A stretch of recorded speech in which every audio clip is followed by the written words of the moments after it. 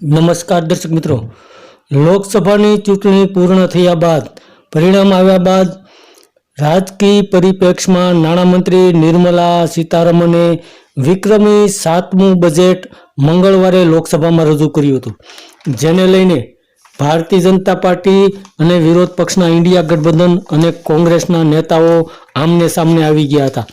તો આજે નિર્મલા સીતારમણે મંગળવારે બજેટ રજૂ કર્યું, તેને લઈને ભારતીય જનતા પાર્ટીના નેતાઓએ આ બજેટ સારું છે તેવા નિવેદનો આપ્યા હતા, જેમાં વડાપ્રધાન મોદીએ આ બજેટને દેશની સમૃદ્ધિ તરફ લઈ જનારું ગણાવી નાણામંત્રીની પ્રશંસા કરી હતી અને કહ્યું હતું કે બજેટમાં સમાજના દરેક વર્ગનો સમાવેશ કરાયો છે અને તે સારી વૃદ્ધિ અને ઉજ્જવળ ભવિષ્યના સંકેત આપે છે.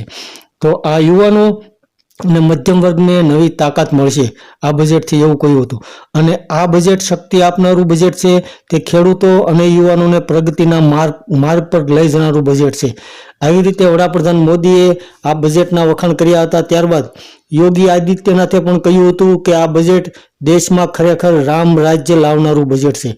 તો ત્યારબાદ વિરોધ પક્ષના ઇન્ડિયા ગઠબંધનના નેતાઓએ આ બજેટને વખોડ્યું હતું અને કોંગ્રેસના અધ્યક્ષ મલ્લિકાર્જુન ખડગેએ ટ્વીટ કરીને કહ્યું હતું કે મોદી સરકારનું આ બજેટ કોપીકેટ બજેટ છે. કોંગ્રેસના મેનિફેસ્ટોમાં કોપી પણ આ ના કરી શક્યું. આ બજેટમાં સરકાર એનડીએના સાથી પક્ષોને મફતની રેવડી આપી છે, જેથી એનડીએ બચી જાય. ત્યારબાદ કોંગ્રેસના અન્ય વરિષ્ઠ નેતા અને પૂર્વ કેન્દ્રીય નાણામંત્રી પી ચિદમ્બરે પણ કહ્યું હતું કે એનડીએના સાથી પક્ષો માટે બજેટમાં કોઈ રાહત જાહેર કરવામાં નથી આવી. ટીડીપીના ચંદ્રબાબુ નાયડુ અને નીતિશ કુમારનો ટેકો પાછો ખેંચી ન લે તેટલા માટે મોદીજી નાયડુ અને નીતિશને કહી રહ્યા છે કે તમે અમને બચાવ્યા, તે હવે તમે ઈચ્છો તે લઈ જાઓ.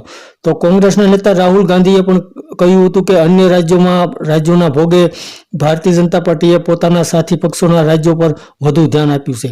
ત્યારબાદ આ ખુરશી બચાવો તેવું બજેટ છે તેવું સમાજવાદી પાર્ટીના વડા અખિલેશ યાદવે જણાવ્યું હતું અને કહ્યું હતું કે બજેટમાં ખેડૂતો અને યુવાનો પર કોઈ જ ધ્યાન આપવામાં નથી આવ્યું.